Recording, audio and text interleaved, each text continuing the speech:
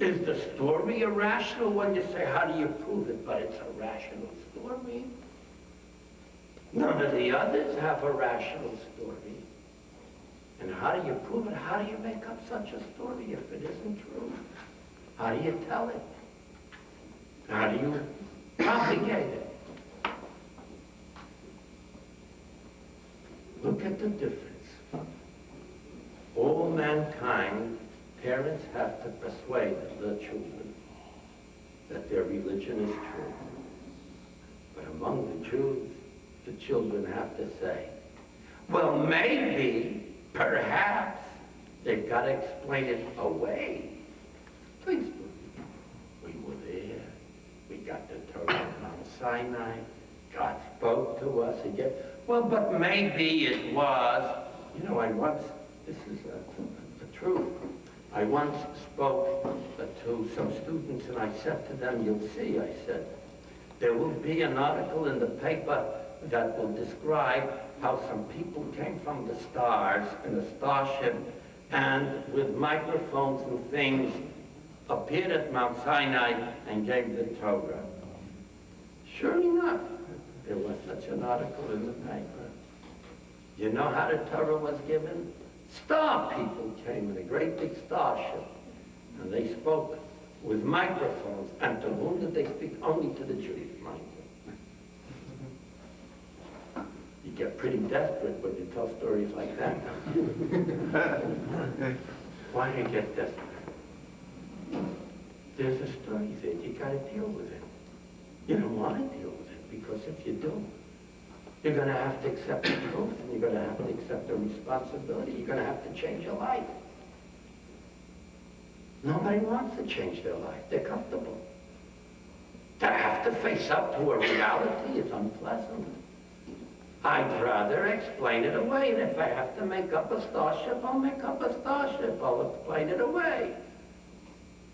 Because it's unpleasant to have to face up to an actual God. Because if he is, nothing else matters. You have to understand that. If God is, then that's all in all. There's nothing else that has significance. If God is, to relate to him is the only meaningful thing that we can do as human beings. If God is, that's the purpose, that's the goal, that's the justification, it's the meaning of existence.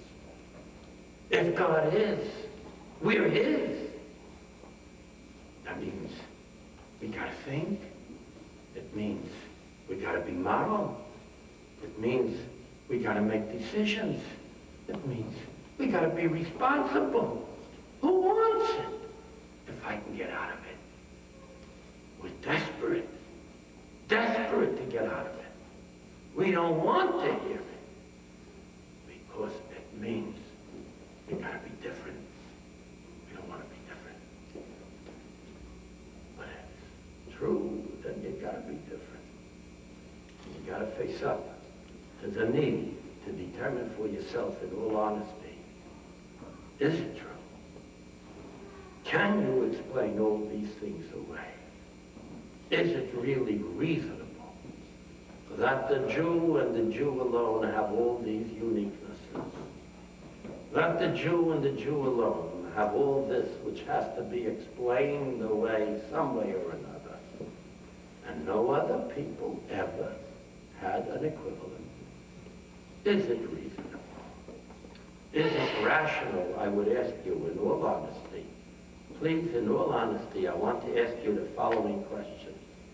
Is it rational not to believe in the divinity of the Torah?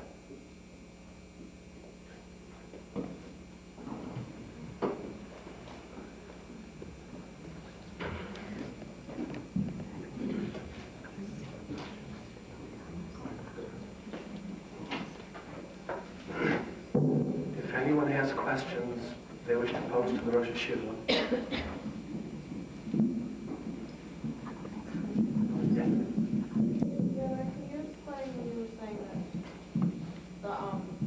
All religions and parents have to persuade their children to believe, but Judaism, they study it.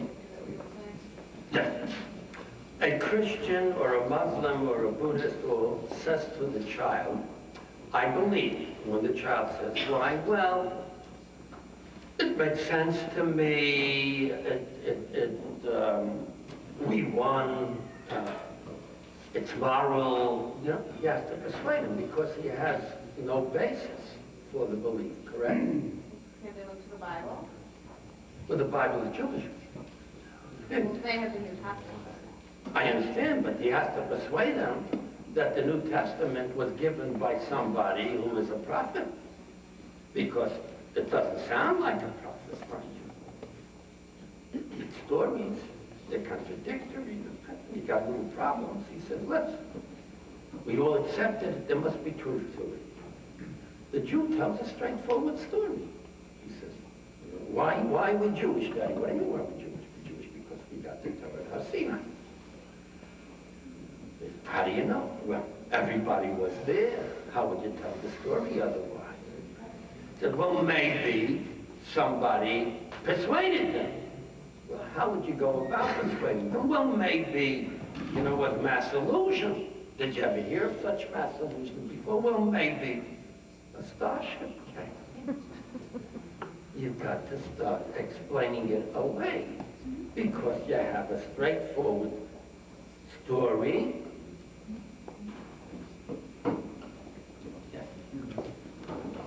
Is the Holocaust predicted in the Bible?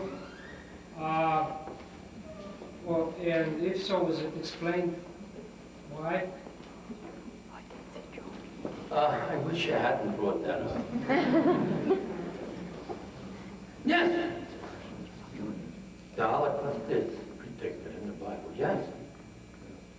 Yes, it's described, yes. It's described in the Bible, yes. It's described exactly in the Bible. Yes.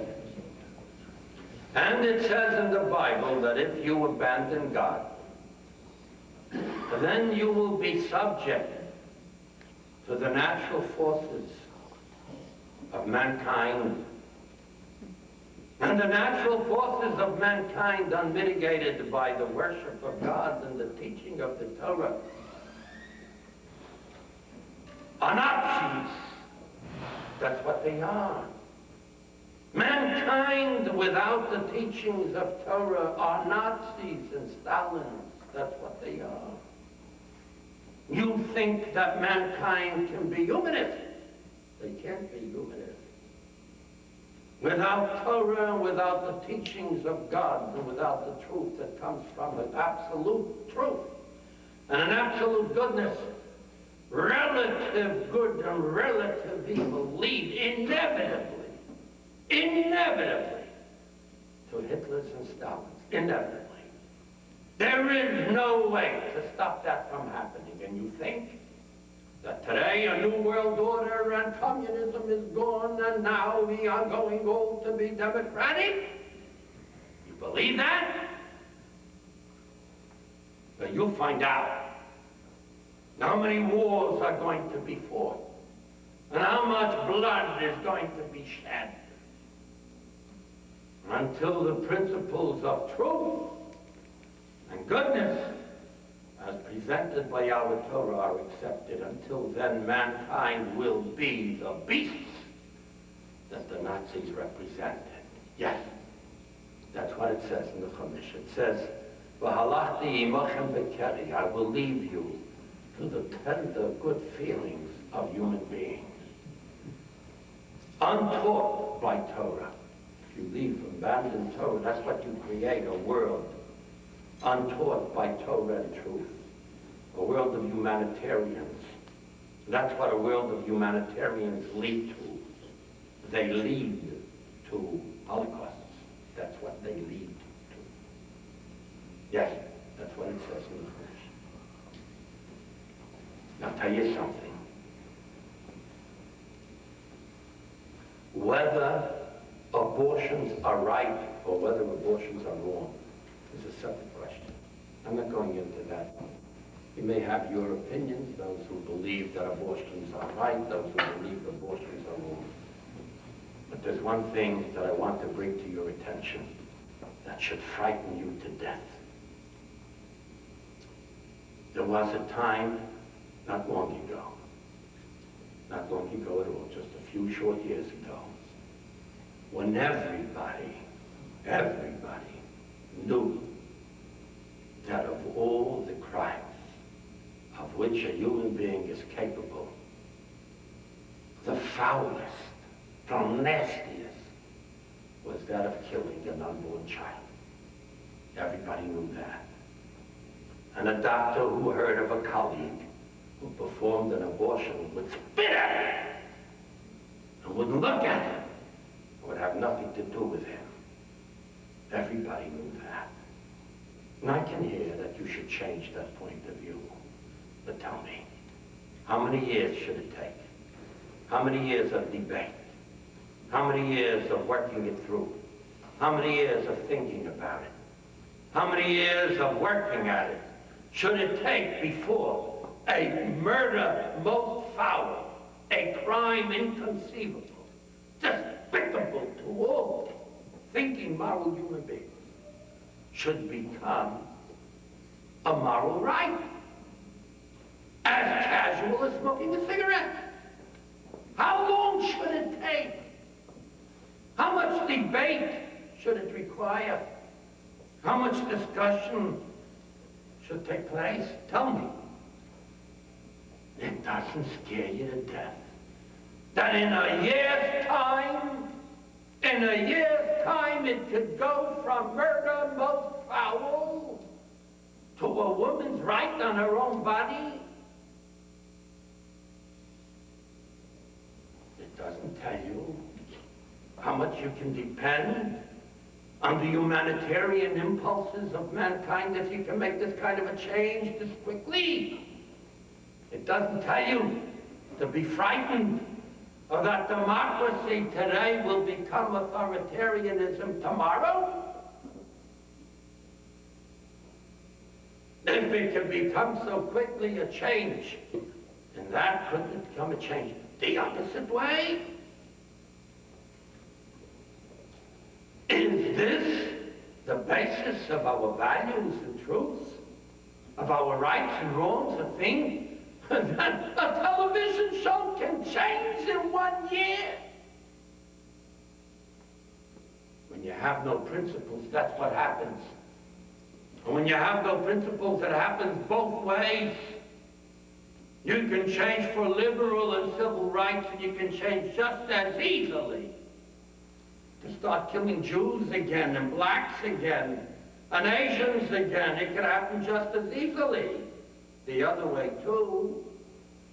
And it is happening, isn't it? Isn't it? You know, how many years ago was it that we had a president who thought Israel was a pretty nice place? And what do we have today?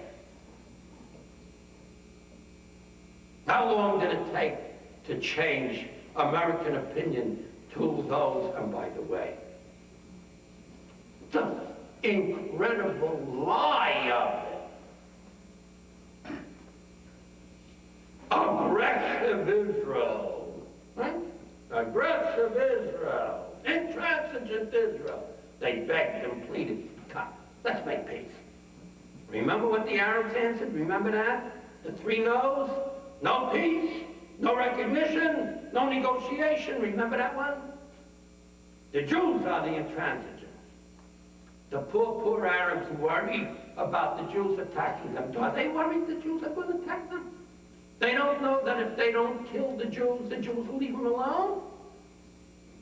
Are you worried that the Jews are going to attack the Arabs? Is Bush worried that the Jews are going to attack the Arabs if the Arabs don't attack first? Tell me. Is he worried? Do you think Syria is worried? Or Egypt? But they made the world believe it. The world believes that the intransigent Jews,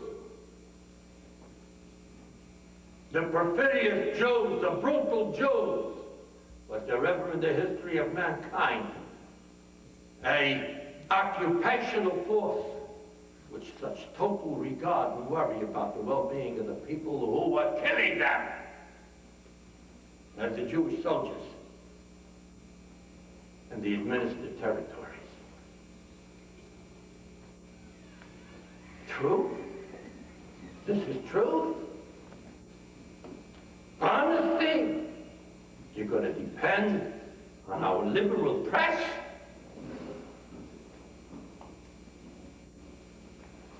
You gotta recognize, if there aren't principles, nothing is meaningful, and anything goes. Dostoevsky said, if there is no God, everything is permissible, and that's a fact. If there is no Torah, there are nothing on which to base any kind of a hope for mankind's well-being. Nothing. Yes? This question is a little bit more localized. How do you convince a Jewish teenager to look into their Judaism? How Jewish can we- teenager who hasn't been exposed before to Judaism, that's in public school, How do we do or it? that feels that maybe they were exposed a little bit and there's not much there. How do we, How to... well, first thing I would do is pray to the Rebbeinu Shalom help. That's the first thing. The second thing is to try. I don't believe there is any way in which we can, other than to really care personally. I don't think that there is an institutional reply. I don't think there's an organizational reply. There's got to be a personal caring, that they see that I really care, or you really care, and that you're out personally to do the truth, not because you want to score points with God upstairs, but because you really care about the boy or the girl whom you're talking to. And if they see that you really mean it, they will listen. And if they listen, there's a good chance that they'll see the truth. Truth does have a powerful force. It does have a powerful force. The difficulty is getting it listened to. But it has a powerful, a tremendous power. They have to know that you mean them, not your organization and not your God, but them. And then they'll listen to you. And once they listen, they'll think. And once they think, there's a good chance. There's a good chance. Yeah. If the case for a rational person believing in Torah is so persuasive, and you have made a persuasive case this evening, why is it that so many people in the world, and indeed the Jewish people themselves, find it so difficult to accept it?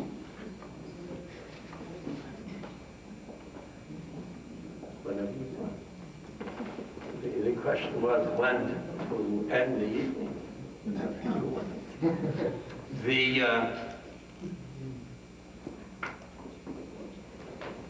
Let me describe to you, let me tell the story.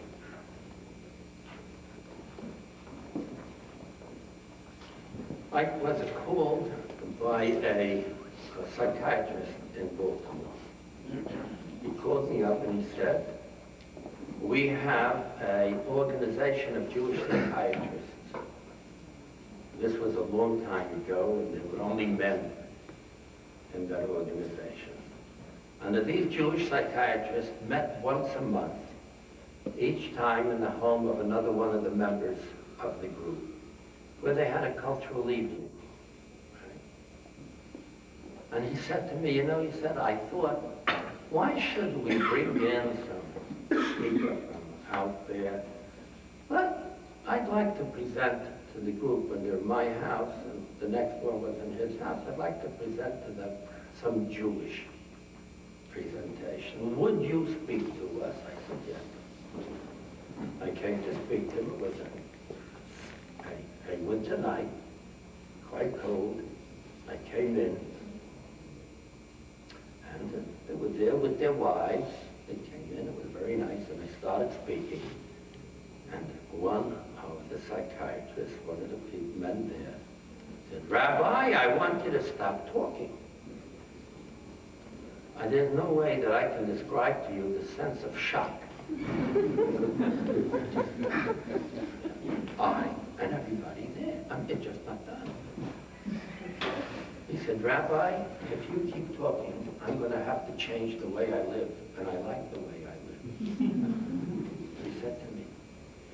And everybody said, no, no, no, no, speak, speak. And I was so shocked that I did. And he got up, and he took his coat, and walked out, and left his wife behind him. I finished speaking.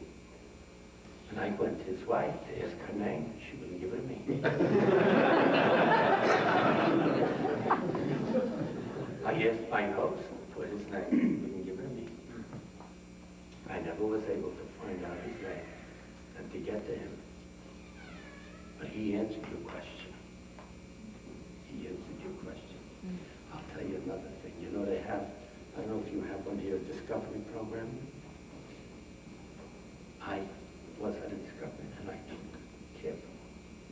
And you know something? When things got a bit heavy, people fell asleep or got up and had to go to the bathroom. Something happened so that they shouldn't have to listen anymore. It's a fact. It really is a fact. Don't want it. Yes, Rabbi, we seem to, there's a question that I have, we have the 5 books of Moses, and in this last week's Parsha, it deals with Hashem sort of making a real even deal with us. If you will do this, I will do this. So the 5 books of Moses show us that we have a God who is very fair, equitable, and all we have to do is do our part of the bargain, and then he will give us. And then we go into Nahh, and we seem to see a different kind of Hashem, a kind of Hashem that is sort of typified by the book Iyov, where Iyov is this tremendous servant, and then Hashem is watching, and Satan comes along and says, well, of course, he's a wonderful servant. You've given him so many wonderful things. Take him away. And we see this whole progression where Hashem can be teased or taunted almost, and told to bet against something, and finally at like the very end, and we see it really in like Nahh, the righteous can be punished, and the righteous can pay for the sins of like other, and then finally at the end of Iyov, he just sort of screams out and says, why? Why is it? And Hashem says, because I am He, I am the Almighty. So what I'm trying to reconcile is a Hashem given to us in the 5 books of Moses, where he says it's a complete contract. And then we go to the prophets, where Hashem can do whatever he wants, whenever he wants, to whomever. Which I think gets into the Holocaust thing. Right. I think what you're saying is that you don't believe the prophets. That's the point. If you think they're contradicting the Chumash, then of course I wouldn't believe them. But I read Job rather differently. I read Job as being a cry, saying to God, the Chumash is obviously true, then how did this happen? And that the whole thing to be a problem and a question. And the question is, how could this be? And it is a very serious problem. It is the most serious problem that man faces. The problem of good and evil. The problem that we experience evil with what seems to be wonderful people and good with what seems to be people who are not so wonderful at all. And it is a problem, and Job is coming to deal with that problem.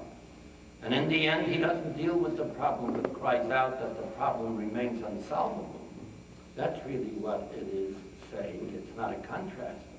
It's just to point out that in the working out of mankind's destiny, there are so many difficulties that the human mind is really not going to be able to come up with a clear understanding of what is happening.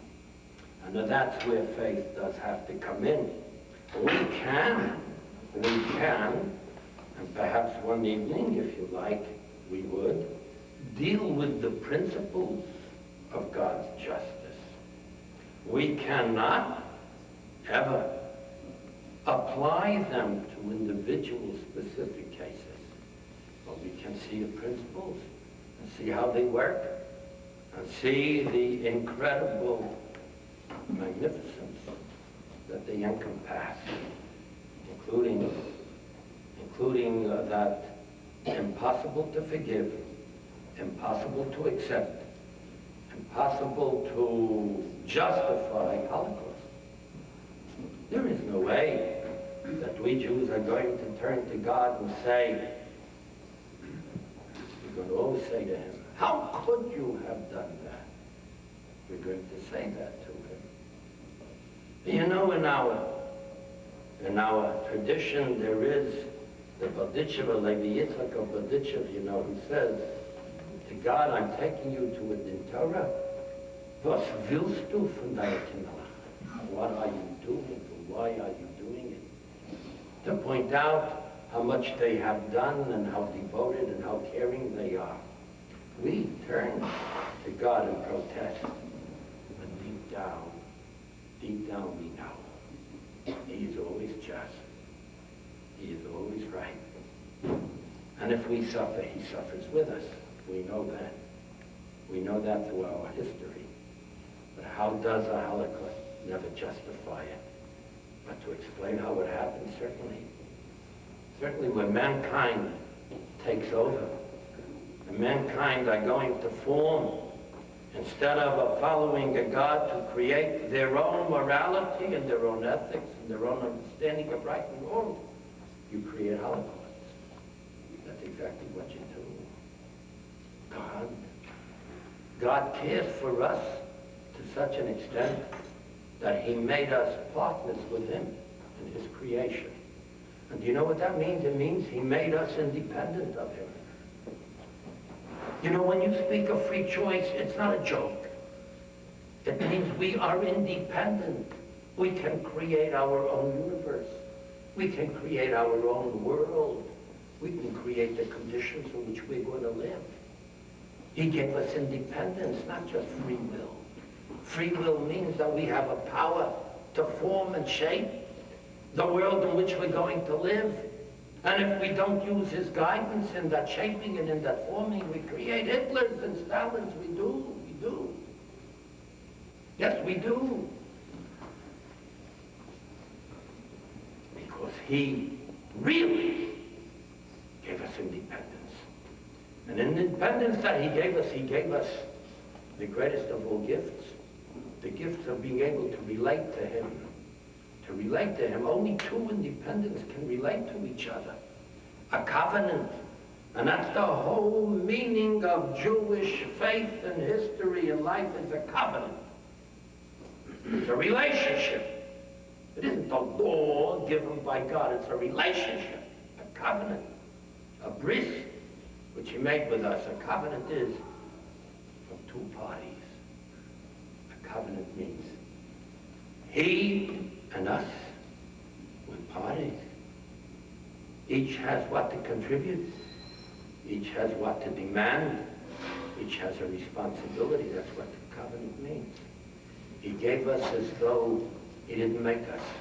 As though we had a power and an independent existence of our own. That was the extent of his caring and of his love. But the price for it is, if you're independent, you create Hitlers. If you don't do the right thing, that's the price that you pay for independence. Just as a child pays for his independence with making mistakes and losing his way, the father says, "Father, why didn't you take care of me, my child? You're independent. You are you. You have a right to make your own decisions, even if they'll lead you astray." He made us independent, not just free will, but independent, so that we and he can relate each other, so that we can have a covenant, a treaty, a two-sided agreement. And when you have that, you have Holocaust built in, because it's up to us, not up to him.